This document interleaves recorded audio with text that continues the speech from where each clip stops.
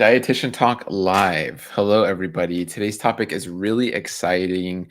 Top foods we recommend for nutrition therapy. For those that don't realize, this is Dietitian Talk. We're integrative registered dietitians doing medical nutrition therapy in our private practice. And my name is James Marin. I'm an integrative registered dietitian, environmental nutritionist. I'm Dali Marin. I'm an integrative gastrointestinal dietitian and one of the co-founders of Married to Health, which is an integrative practice of dietitians, like James said. And I am Katie Chakos. I'm a licensed registered dietitian and PhD candidate. Awesome.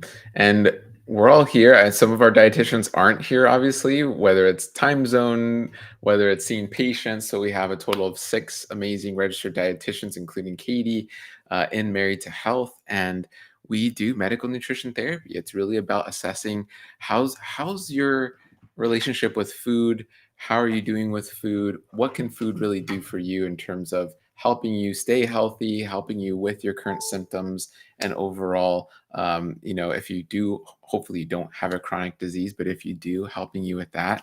So we really wanted to get into it and really dive into some of our favorite foods, like foods that we're excited about right now, foods that we're maybe recommending to patients, foods that we're eating that's in our kind of rotation and just everyday dietary, let's say menu. And what does that look like? And Katie, we'd love for you to share with people what your niche is and your day-to-day of who you're seeing and why you'll be recommending some of these different foods or why you love recommending them to them. Yeah, so I primarily see women that are going through, whether it's PCOS, menopause, breast cancer. My focus is on oncology nutrition, specifically breast cancer. That's what hopefully my final PhD thesis will be in terms of breast cancer and treatment and how diet can really support women during that time in their lives, but as well as prevention, risk reduction, and aftercare, really supporting women through all of their health journeys, each step along the way. And I also focus on plant-based nutrition as well as gut health. Love it. That's a good plug, guys. If you check out on our website here and you go to marriedhealth.com and then go to the shop page, you'll see a bunch of free resources. So a lot of things free, including the breast cancer aftercare guide. So that was developed by Katie, who again is an amazing integrative registered dietitian. She's also getting her PhD right now in this topic. So it's great. It was put together just very well done, just very much in that experience mindset with her patients and giving just really great tips. So make sure you pick that up. And that is our free guide for that. And also part 2 to that is navigating breast cancer treatment. This is more of an interactive workbook. And Katie, feel free to add more to that. But yeah, those are just really cool resources that you can get. Yeah, thank you. I really was hoping with the guidebook, that interactive workbook, to help women during the time of getting their treatments. It can be super overwhelming and, rife with emotion and confusion, and having kind of like a one-stop shop where they can write down their symptoms or side effects of their treatment, write down what their treatment plan is, how often are they getting chemotherapy infusions or radiation, or how often do they have to take their medications, and what questions do they have for their care team, whether it's a dietitian or their oncologist. So just kind of providing that one space where patients can put all of that information down, where they don't have to rely on their memory. It's right there for them, and hopefully it's really helpful to people. Love it. So important. Yeah. So important. And in those guides that are free, if anybody wants to download them, I know you mentioned several foods. So we'd love to hear today what some of those top foods are that you are recommending to those who you're guiding through breast cancer and hormones. Yeah, well, I've got a couple of them pulled out. And hey, Laura, the first, or the main one that I wanted to talk about today is soy, whether it comes from tofu or it comes from soy milk or tempeh, edamame. That is one that I really recommend to the majority of my patients, whether they're going through breast cancer treatment or not, whether they're just living their daily lives. And the reason for that is for breast health, whether we're talking risk reduction of breast cancer, going through treatment or aftercare, it has been shown that from 1 to up to 3 servings a day can reduce the risk of getting breast cancer, and it can reduce the risk of recurrence. So after you've gone through all of these treatments, you want to obviously reduce the risk of it coming back. And part of that can come from diet. And there have been studies that show that 1 to 3 servings of soy can help with that. Primarily speaking as well, in terms of risk, we always talk about like, what are the risks associated with consuming soy? Could it be detrimental? And there are no studies showing that in a normal amount that you would consume, that up to 3 servings a day, it's actually quite a lot. There hasn't been shown to be a significant risk in terms of, recurrence or any kind of those markers. So it is very safe. It has tons of protein, which women often can have a bit of a struggle with, but have those really amazing isoflavones, those phytoestrogens. If you can't tolerate soy, there's a couple other options, which is where that integrative registered dietitian hat comes into play. Things like flax, there's other ways to get those. But soy is really the one that I do promote a lot. And I'd love, Katie, I feel like you are the expert to speak on this because, this myth has been floating around for a long time. Yeah. Patients even hear it from their breast oncologists and their doctors. Oh, you're at risk for breast cancer. You have breast cancer. Stop eating soy. So I'd love for you to explain why you think that myth came about, where people are deriving some of that, and then if there are any certain portions of soy or types of soy that maybe increase risk, but we'd love to hear that explanation of why you are recommending soy to your population. Yeah, you may have heard me use that phrase phytoestrogen, and even that might have given you some pause of like, estrogen. It's estrogen. And the majority of breast cancers that occur are estrogen receptor positive, meaning they kind of get their energy, they feed off of that estrogen. But phytoestrogens are not the same as human estrogen in the body. And in fact, they compete against one another for those estrogen receptors. So they can help kind of block that fuel for that estrogen receptor positive cancer to help along the treatment route. So it's not gonna cure your cancer, but it certainly can aid and to help and be that supporting role. I love that. And, tell me if I'm off with this, but the analogy that I've given in the past is because they have that same receptor, it's almost like you put the wrong key in a lock where it can't open the door. So phytoestrogens cannot perform as our mammalian human estrogens can, but they can still occupy the lock. So you can't also then put the right key, right? The mammalian estrogens, the human estrogens in the lock as well, and then they're active. So yeah, that's kind of, I think, the way that I've most easily explained it to people and helped reduce their fear because, my mother had breast cancer twice, in fact, and she would, before I even went to school to become a dietitian, she would always say, no, my doctor told me don't eat soy. I shouldn't have anything with estrogen in it. Yet, no one's telling patients, hey, you should probably reduce dairy because that does contain active mammalian estrogens. You should reduce your meat consumption because that does contain active estrogens. But here we are still talking about isoflavones and that phytoestrogen as something to be afraid of.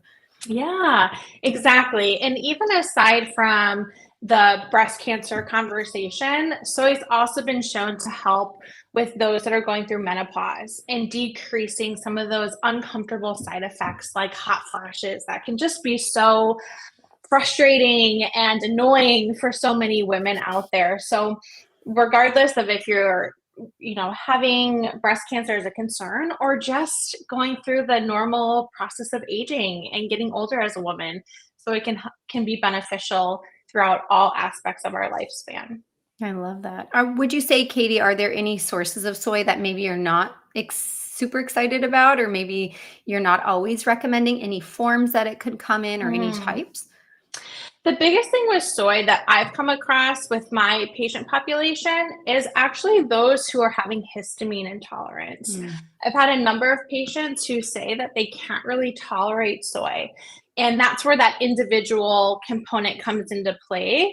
And that's totally okay. We can work our way up to trying to work through some of those um, gut challenges that we're having with that level of histamine. I kind of call it like the waterfall, where you're having such a buildup where that soy element can kind of put you over the edge and you're feeling those histamine reactions. Mm-hmm. But there are other foods, like I mentioned, that if we get down the line and realize that soy just might not be on the table for you, I don't want you to feel like, oh my gosh, now I'm gonna my risk of breast cancer has increased. I'm gonna have all these hot flashes. There's other foods that contain phytoestrogens like flax seeds that can be incorporated as well. So it's all kind of really comes down to the individual. The other thing that people do find themselves concerned with is conventional versus organic. I find that most soy products that I've seen on the market are already in that organic form. So if that's a concern for you, it's pretty easy to find that organic version if that's what you're desiring. Okay. I love that. And my last question, because again, we Yeah. get so many questions about this, I think, as dietitians, those who focus more on plants, and you definitely in Mhm. your oncology space. What about soy protein isolates? Are there any risks Mm. associated with that? If someone's having, fake meats that are based in soy protein isolate, if they're taking Yeah. soy protein powder or any of those concentrated soy sources? Yeah, that's a great question. I would tend to recommend kind of steering away from them and focusing more on that whole food. And that's really, in general, the conversation that I have with a lot of my patients is staying away from those super isolated nutrients. One, because it can increase risk, but on the other, you're missing so many other amazing elements of these foods that are now stripped out of that end product. So reach for the tofu, reach for the soy milk, the edamame, the tempeh, instead of some of those more refined products. Okay, I love it. I lied. I have one more question, Katie, because you mentioned 3 servings a day is kind of that sweet spot, 1 to 3 servings. Can you tell people what that looks like if they're putting Yeah. that in their meals? Yeah, so that is about 1 cup of soy milk or half a block of tofu, or a third of a cup or half a block of tofu or a cup of edamame. Okay, Yeah. perfect. I love Thank it. And you. that really, I mean, that was a great overview of soy. Like that was wonderful. Like for those that are maybe new, or I know a lot of us just hear so much online about soy, and like you all just kind of went through like all the kind of myths of soy, but this really speaks to the idea of really why we're recommending nutrition therapy, like how food can be therapeutic, right? And soy is one of those foods really dating back thousands and thousands of years to ancient civilizations. Like soy is really one of those like cultural building, community building foods that really help to elevate literally thousands, if not millions of people, and probably billions over time, because it was such a staple crop. It was even called a miracle bean because of the protein, because of the amino acids profile, because of all the phytonutrients. Even as we dissect soy, we get into ginseng, which is one of the phytonutrient complexes that feeds our microbiome, that has all these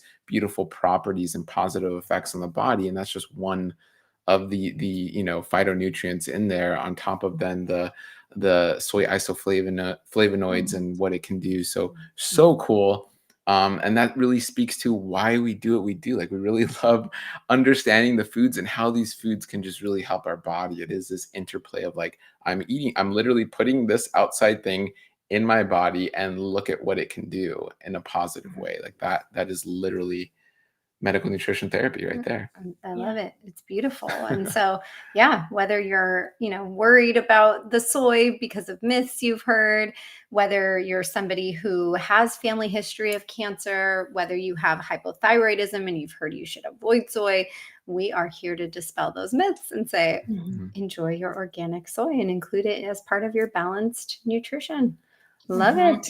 I think this is a good segue of maybe your pick, because let's say you're not doing that block of tofu. Let's say, maybe You're allergic. you're allergic histamines. If you've been following this channel, if you're watching on YouTube, or if you have questions down below, you're watching this live, you can comment down below. But if you've been following us, we talk about histamines, we talk about gut problems. What if you can't do soy? What if every time you eat soy, you're feeling weird, you're getting symptoms? And then that's where people kind of become keyboard warriors. They go online and go, soy is terrible. It makes me feel insert the blank, right? Soy is bad. Soy is bad. I feel terrible with it. Well, just because you feel terrible with it, there's a lot of context there. But maybe that's where I think it really works with your food that you picked. And you can explain maybe more of that context. And then what is an alternative if maybe someone is having issues with soy? What does that mean? And then where do you come in with that? Yeah, I think if you've journaled, you've kind of kept a note of what is causing reaction for you, and you've identified certain foods, including soy, you want to see if there's any commonalities amongst those foods. If you're finding it's soy, it's canned foods, aged foods, fermented foods, foods that have a lot of small seeds in them, or foods that need to be very ripe to be eaten, then someone who's trained in nutrition, like a dietitian, can help you correlate those things together and say, oh, guess what? All of those are high in histamine, which is just an active compound in these foods. And histamine is actually a very helpful component when it comes to our immune system and what our immune system is trying to communicate to us. But, with this analogy that Katie and I are using, we're both going for a water type analogy. We all have a different size bucket of tolerance for histamines. And if you're somebody who either has a small bucket and then it's easily overflowed, or maybe you don't have the capacity to really empty out your bucket in a very expedited or a very balanced, healthy way, these histamines, whether they're coming from the environment, they're coming from food, they're coming from your hormones like estrogen or adrenaline, which both release more histamine, they can cause you to have some of these different histamine reactions. And yes, we think histamines, we think seasonal allergies and someone with a runny nose, watery eyes, itchy throat. Those are all histamine symptoms. So are eczema, dermatitis, skin itching, skin swelling, some of the GI issues that people commonly experience, like diarrhea, constipation, bloat, nausea, vomiting, early satiety. Those can all be histamine things. Tachycardia, or kind of rapid heart rate after exercise or food, that could also be a histamine symptom, or even just headaches, migraines, dizziness, brain fog, very severe fatigue. Those could all be histamine responses as well. And again, we're not going to say histamine is a bad thing. It's signaling you, it's alerting you, hey, something's off here. I need some help. Please help me out. So whether you have histamine issues because you are nutrient deficient in certain nutrients that help you make enzymes that break down histamine, like iron, certain B vitamins, vitamin C. Maybe you have intestinal hyperpermeability or leaky gut, and you can't properly keep the histamines out of your gut. Maybe you have an increased number of the cells that are called mast cells that make that histamine. For various reasons, you are having that increased histamine intolerance. You are not as tolerant to them. So it's not because soy is bad, tofu's bad. No, that's horrible, right? We want to recognize our body's struggling with something, because there's so many people who can digest soy and digest all these different foods. So why can't my body, if you're the one experiencing that? So when that's the case, again, maybe we're saying, let's trial a low histamine way of eating. Let's try not to overflow that bucket quite as quickly for you. So maybe instead of the soy that we love, and there's so many benefits in, maybe you're trying something low histamine like Pumfu. This is my pick. Not marketing this brand, but this is a great soy alternative, and it has very comparable protein. Tofu, if you're getting a high protein or super extra firm tofu, has about 14 grams of protein per serving, which is usually about 4 ounces. And this has 17 grams of protein per serving. So very comparable protein available. It's low histamine. We do know it's also a low sulfur option if somebody's struggling a bit with sulfur. So this is one that I'm often suggesting, whether my patients are buying it, if they can find it at their local health food store, or it's super easy to make because it's basically just pumpkin seeds. Pumpkin seeds and water are the only ingredients to make this. So that's my pick for the day, because I do work with those people who have very complicated GI issues, and they're finding I want to eat the plants, but I don't digest the plants very well, or it's unpleasant when I'm digesting the I don't plants. know if you guys can see the ingredients right there. Ingredients: organic pumpkin seeds and filtered water. So that's it. That's all that comes into and this. It's basically food. Just mixed, and boom. Yeah. And boom. So if you're coming to me and you're saying, I don't know why my gas smells like rotten eggs, and I'm suspicious you have a sulfur intolerance, or your microbiome's off, or if you're saying I have all those histamine symptoms that I just described, maybe we're trying PUMFU and we're focusing more on seeds, and we're focusing more on low histamine or low sulfur, or a combination of those two, while we're trying to figure out the why behind it. So this is one of my favorite foods, and I feel like not a lot of people eat it, so it's always one I like recommending. And this is something we actually eat. I just want to say, I know when we this first... was in our fridge. Yeah, this was in our fridge. So it's we're not sponsored by this brand at all or anything like that, but... We'd love to be, but we're when... not. Yeah, when you're... What is the... Yeah, it's Foodies. Yeah, it's funny.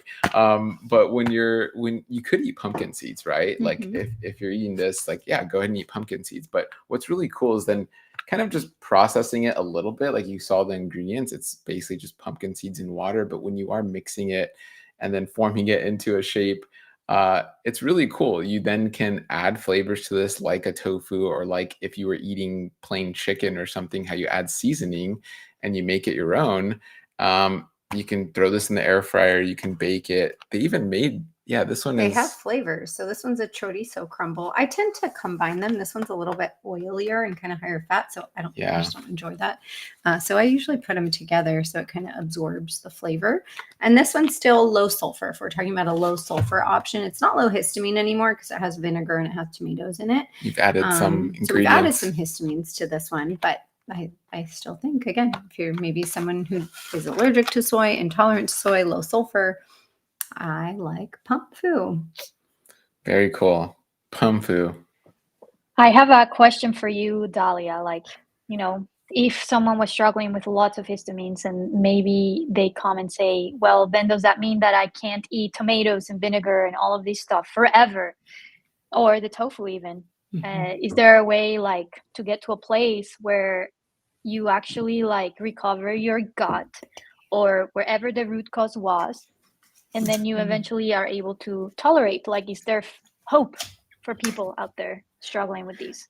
That's such a good question. So, there's a difference between histamine intolerance, that's more temporary and something you can recover from, and full-blown mast cell activation syndrome.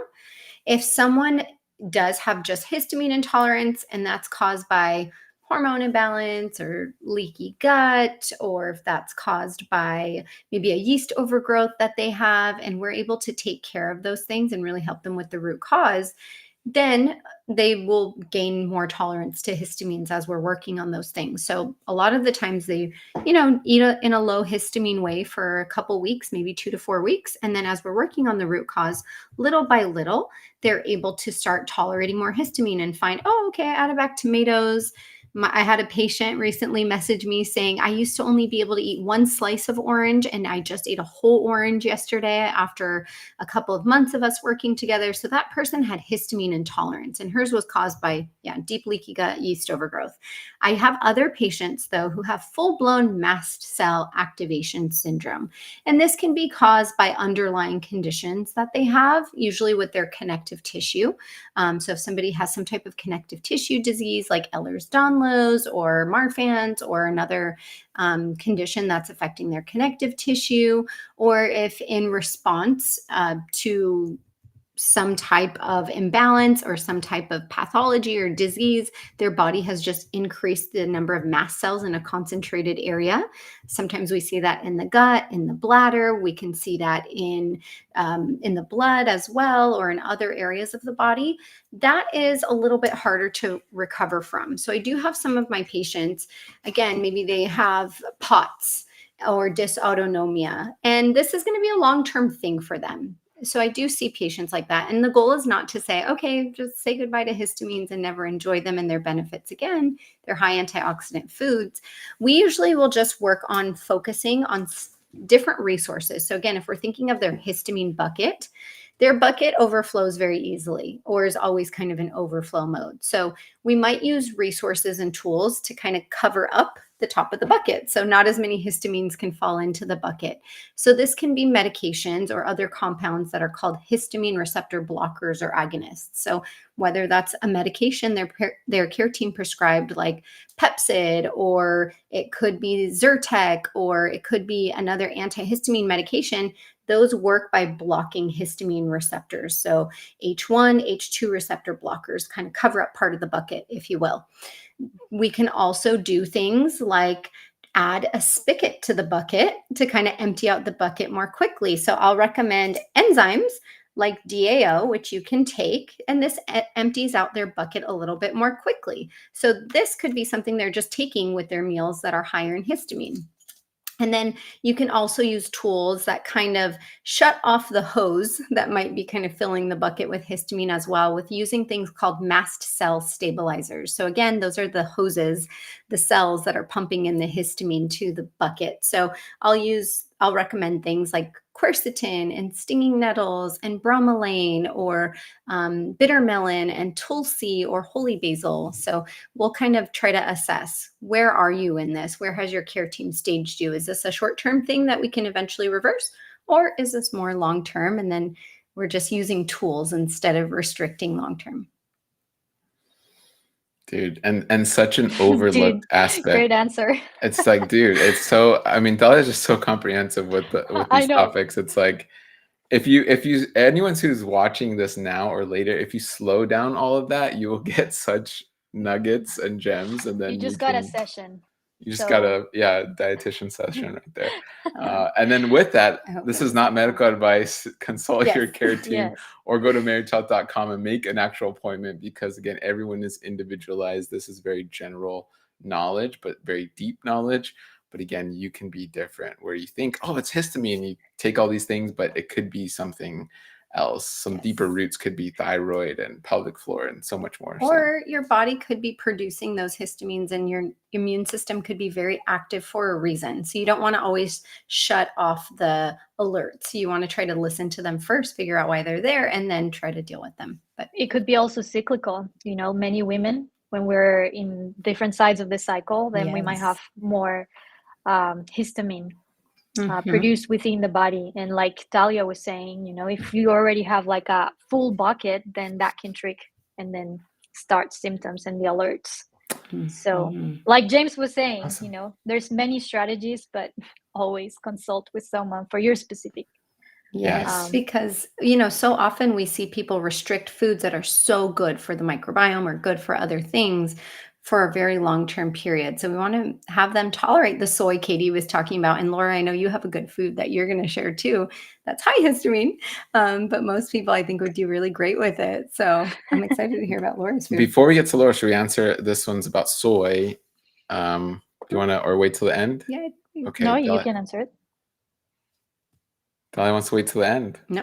All right, let's do it. Okay. All right, so let's just do it, because it's about soy. So we're on soy. So can soy cause weight gain? This is a great question. Yeah. I can start. Yeah. Well, the first thing that I would say is any food can cause weight gain. If you're kind of eating in a caloric surplus, the question might kind of be around like, well, how much do I eat then? You can work with a dietitian who can kind of give you an estimate on how many calories you need. But the great thing about soy is that it is so high in protein. And protein helps us feel satisfied with our meals. So if we're building a balanced plate where we have lots of fiber-rich veggies and grains and a really great source of protein, we're, in the course of our day, more likely to maintain our calorie balance, or if we're looking to lose weight, actually get into that deficit, because we're feeling full from the fiber and satisfied from the protein. So we're not going to feel so snacky all the time throughout the rest of the day. So it can actually help with weight maintenance or even weight loss too. I love that. Yeah, I mean, I would say it's really difficult to over consume soy because especially there are the higher protein like tofu or even just edamame, even Tempeh. if it's the whole like edamame bean, it has fiber and it has such a large amount of protein. I mean, really, even if you eat that whole cup when you're at a Japanese restaurant or out to sushi, you're like, wow, I ate that whole cup of soybean.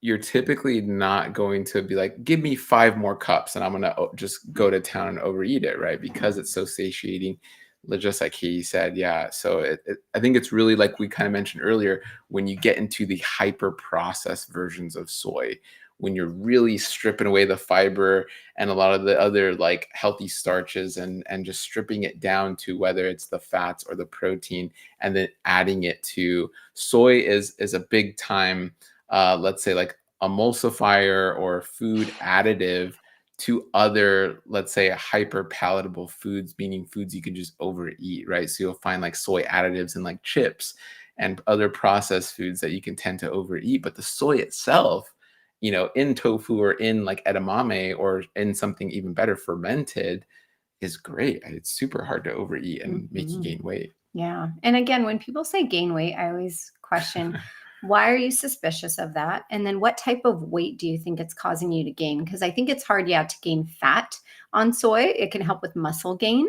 But I think also sometimes people might experience swelling when they eat certain foods, and that can speak more towards an allergy or an intolerance. So if you're noticing every time I eat it, I really put on a couple pounds overnight, that's usually not adipose tissue body fat that you're putting on. If it's so quick, it's usually water retention. So why are you retaining that water with whatever food it is? So just assessing your tolerance to it.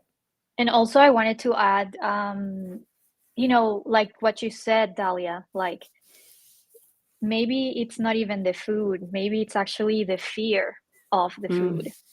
And then that fear is going to cause, like stress. And if you fear that food, then it's like a whole vicious cycle of, I can't eat that because then I will gain weight or whatever. And then you're like concerned about it. And then you're stressed about it. And then when you're stressed and there's adrenaline, there's like all of these stuff, you're now in survival. And now your body thinks, oh my gosh, we're in danger. Retain. We won't leave any fat or nothing will go out of our body because we don't know what's going to happen.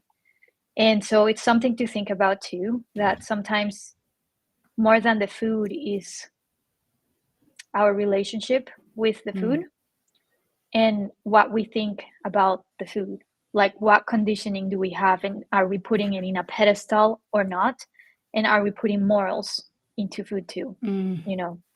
So just things to think about and reflect on. Love it. And someone's saying great conversation, guys. Yeah, for those that are live, you can comment down below and either comment something nice like this, thank you. I think this is one of our good gut members, and then or ask a question, put it down below. Do you want to do? I guess this is a follow-up follow-up to this. This is interesting. interesting. Yeah. Controversial question, I think. I follow Dr. McDougall's advice that the fat you eat is the fat you wear. And I'm worried about the fat in it. So meaning fat and soy. What are all of your thoughts on just these extremely low fat, no fat diets, even if that's nuts and soy and seeds and other very nutrient dense foods? I think it's important that we really tackle this in an integrative way, because I think we need to also dig into the emotional aspect of things and our beliefs about fat, and we know that fat has been demonized for years, but also we gotta also put it out there that this was done, what did they put instead of fat? Before it was fat to make the food, like rich or taste good, They removed the fat, then what did they have to do? They found a cheaper way and a more efficient way to do things, to produce faster, to get to the people faster, and it was to put sugar. So they removed the fat content, they started demonizing fat, saying that was bad for you. And then all the social media and talks and the confusion and all of that. And now we believe, fat, it's like something to be scared of. But Mhm. I think fat is very essential, super essential for your health. We need fat for our whole nervous system. You know, struggling with mental health, you need fat because these nerve fibers are all around surrounded by fat. And that helps with the nerve sending and the communication inside the body and how fast it can go from one side to the other side. And if we don't have enough fat, then there's going to be, you know, miscommunication, or there's going to be like, you know, when you're on the phone and you're just not, you can't hear very well and you're just like a broken telephone. And it happens like that in the phone, you know, in the body. Maybe this one thing is trying to get to a message and then this other piece understood incorrectly. And then things start to get out of control. And not to mention hormones. We need cholesterol, which is a type of fat, to create hormones in our skin. If we want to be looking nice and plump and plushy and like without wrinkles, Yes. we need fat. Yeah. So yeah, that's my take on it. That's Controversial, but I don't know that your statement is any less controversial than don't eat any Well, fat at all. If I could just say, I mean, Dr. McDougall, I'll give him the benefit of the doubt that there's more to this. There's a lot more after this statement, let's say, but I know these little bites or quotes or sound bites get taken out, and this reminds me of like dietitians who say a calorie is a calorie, or a calorie in, a calorie out, and it's so much more complicated than that. Where it's like the fat you eat is the fat you wear. It's like fat in, and then it's in you, and that's it. It never It's like, leaves. and it's never gonna leave. No, there's so much more to that. So I'll give Dr. McDougall maybe the benefit of the doubt that there's more to this, which I hope there is. But we do know in general, you know, it's a very starch-based diet that is Right. promoted, and you want to ask yourself, who's he speaking to? I always say that whenever Right. anyone's quoting whoever it is to me, glucose goddess, Dr. Greg or Dr. McDougall, who's that person's audience?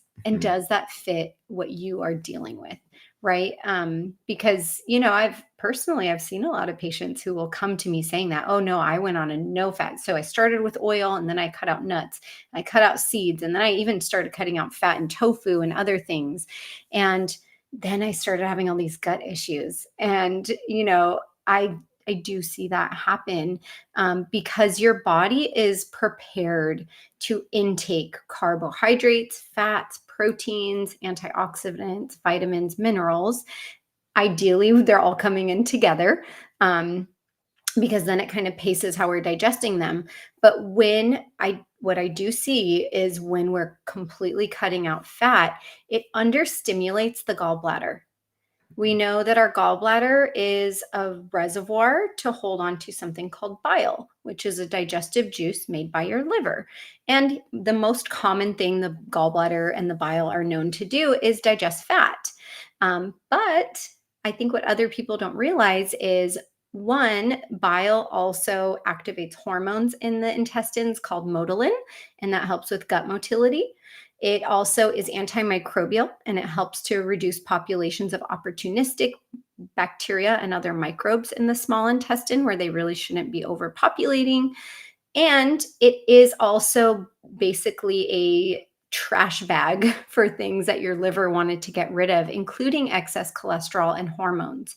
So if you're understimulating your gallbladder, and especially if you're a female and your body's trying to get rid of more hormones on a more regular basis, you are increasing your risk of gallbladder stagnation, bile sludge, gallbladder stones, and then trouble with your digestive tract. So again, if you're someone sitting there having gut issues and you're then listening to this person who's maybe talking to heart failure, that's their audience, heart failure patients, it might not be appropriate for you to be listening to that advice. So I always question that. What is this person's motivation in making some of these different statements? But I am a big proponent for people eating fat and adding it in as a balanced part of their plates, including from soy, nuts, seeds, and other great sources.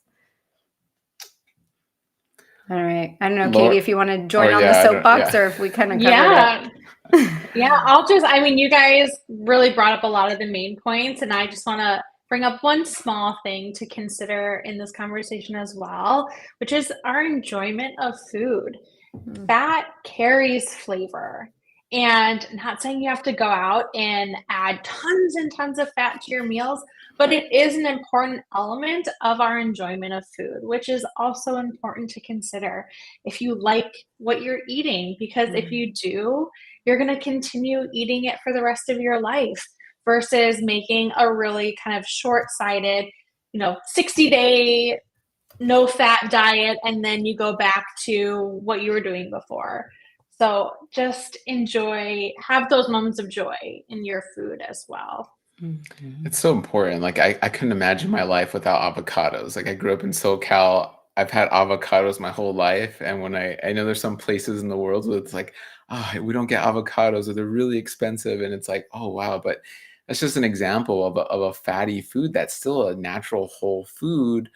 Or it's like, yeah, you can add a little fat to your dessert. Or my birthday's coming up. I'm probably gonna have some fat in my birthday cake. That's maybe not the fat I eat every day, but I'm gonna enjoy that birthday cake, and it's gonna be really great. It's probably gonna be organic and gluten-free and plant-based, and it's gonna have fat, and it's gonna be great. And you And gotta peanut enjoy it. butter. Peanut butter. I love peanut butter. Like, what more can we say?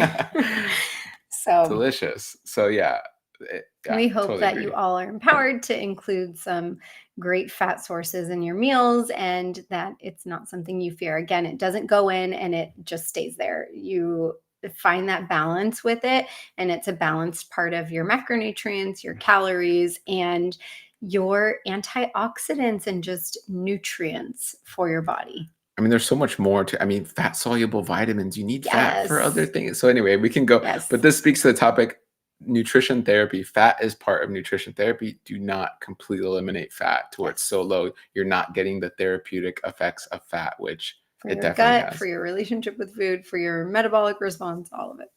Yeah, but Laura, I know you want to share a food that you feel is Yes. like one of your But favorites. also, just to finish on that, Oh, just yeah. like remember the type of fat, not every fat is the same, Yep. So yeah, just be mindful about that. If you want us to do a whole dietitian Fats. talk on fat, Yeah. let us know I'd in love the that. comments below if you want to just see all on fat, and we'll get into fat. Yes.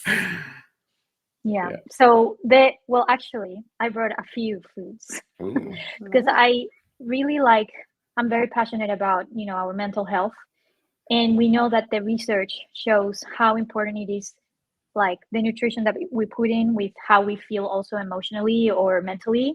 Mhm. And it has a lot to do with our gut health as well. There's a big interconnection between the gut and the brain. And we know that our nerve endings, they are all over our gut, our intestines. And they go back into the brain and they are in constant communication. So it's kind of one of those, you don't know if it's the egg or the chicken first, where maybe you're having a bad day, you're having, like mental, you're struggling, like with your mental health or emotions, and that can cause, some gut issues. Or vice versa, you may have some gut issues that are maybe affecting the way you feel mentally and emotionally. So it's very important to take care of our gut health, like Dalia was saying. And there's certain foods that I love to talk about with the people I see. And so the first one that I'm bringing in is fermented sauerkraut. Mm-hmm. And this one is really nice because it has the fiber this one has cabbage and red beet. And it is fermented, meaning that there's some live cultures inside of this little container. And so when we're eating probiotics, that's when we have living cultures in the food. It's almost, and Dalia, please correct me, but it's almost like it has way more probiotics in terms of amount when you're eating the probiotic than if you are like doing it with a supplement, which means that you will have more chance to actually populate your intestines when it reaches, because there's so many amounts that when it goes through the stomach acid, then some of them survive and can go and populate your intestines. And fermented food, because of the live bacteria, then they do like nice byproducts with the whole, like fiber, the probiotic, which is the fiber, the food for the nice friendly bacteria. Then they do the postbiotics, which is like their byproducts, which have tons of benefits, like really nice fatty acids, SFAs, Short chain fatty short acids, chain, yes, SCFAs. They help us also like with vitamins that are key for our energy and our brain, like B12, vitamin K, just to name a few. It just has so many benefits when we have like a happy gut with happy living bacteria.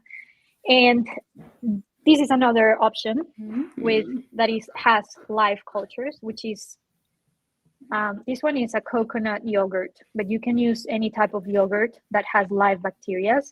And the tip here would be find one that is plain and it doesn't have as many ingredients as less ingredients as possible.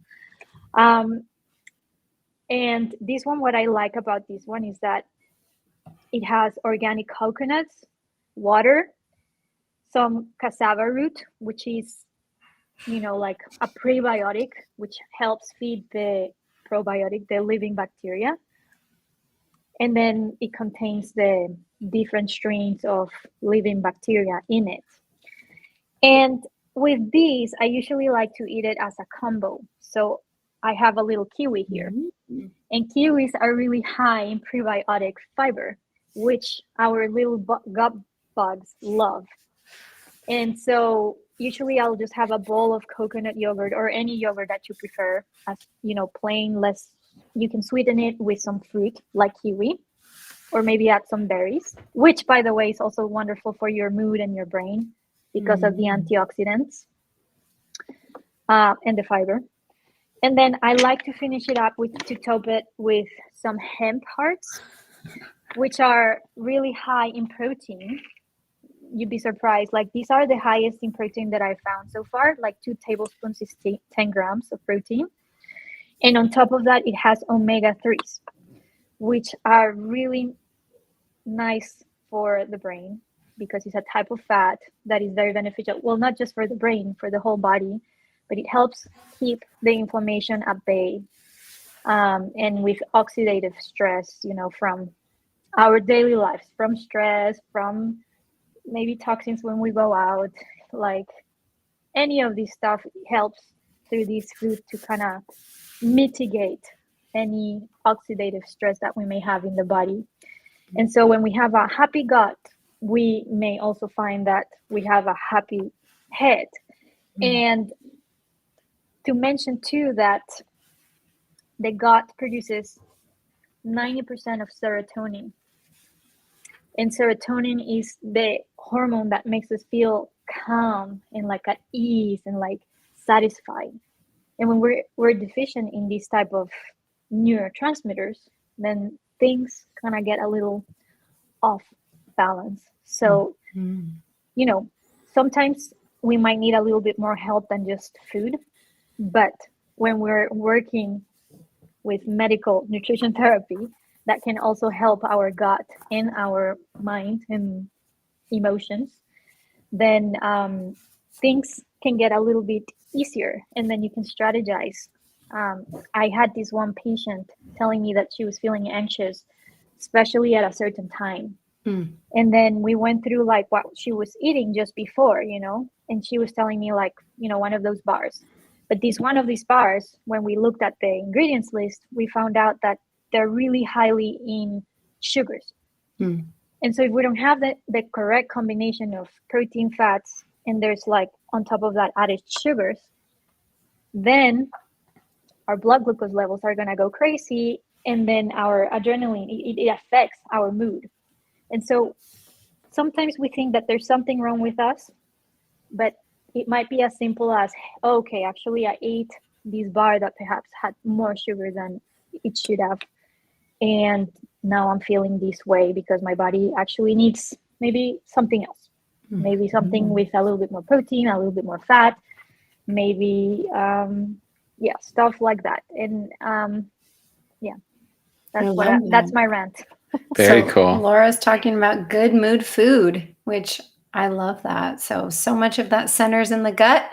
I think a lot of us think or have thought for a long time that our brain is really in control, but they actually say about 80% of the signals that control our, whether that's our thoughts or our mood, 80% comes from the gut going to the brain, and only 20% is from the brain into the gut. So these foods can absolutely help to kind of guide our gut buggies in one way or the other. So, if we want to really nourish our gut garden, I love, Laura, that you brought in the probiotic seeds and you are telling people about nourishing them with some prebiotics. So, we're planting, we're nourishing, we're giving them the light and the water and the food that they need. So that way they can flourish, and then they give us gifts in return, which are those short chain fatty acids. That's kind of like in a garden, the flowers or the food that we would get out of the plants that we took really good care of. So hopefully you're enjoying some of those good mood foods and got some inspo from that. But love that.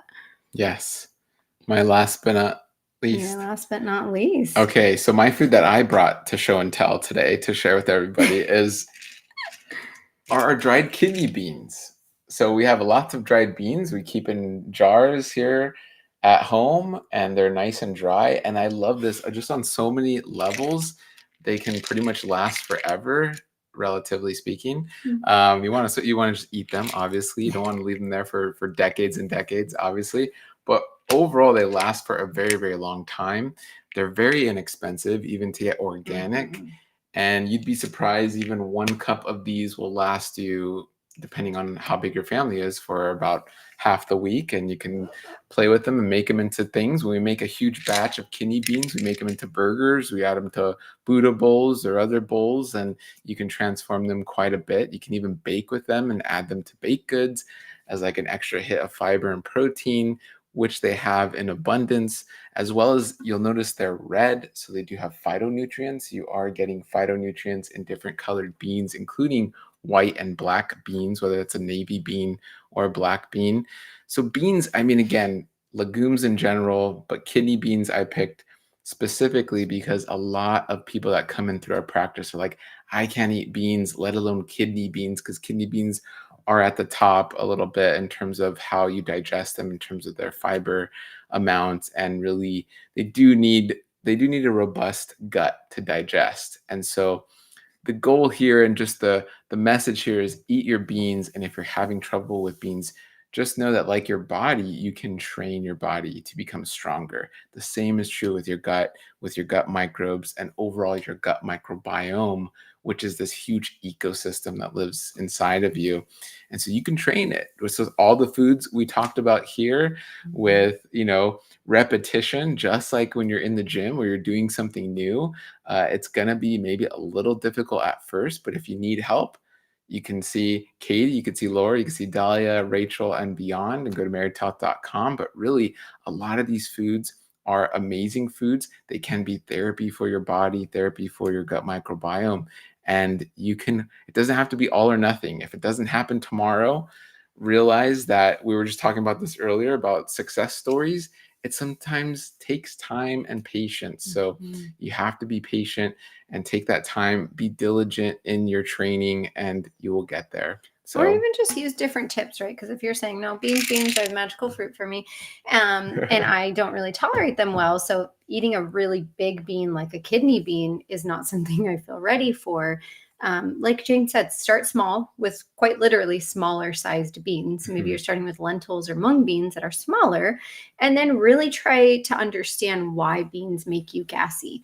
Yes, they are high in fiber, but it's usually not even the fiber that makes people gassy. It's a type of fermentable starch that's found in beans called raffinose. And you can actually greatly reduce that starch if they are dried. You're soaking them, and most of that starch gets pulled out into the water that you soak them in, and then you pour it off and you add new water when you're boiling them. Or if you're buying canned beans, I just suggested this to a patient the other day, and she said it really worked well for her. Rinse them until the water is no longer bubbly. The starch causes those bubbles to form in the beans. So if you're eating beans and you're finding they're canned, they're making me bloat, even if it's a small bean like a lentil or a mung bean, or I'm having them dry and that's still happening, try to get rid of some of that starch, which you can, again, pull out. So pull it out into the water and then keep increasing your portions from there. But love that. Love that. We have a comment. My family loves beans. We cook 1 to 2 pounds a week, and half the people in my family are 5 and under.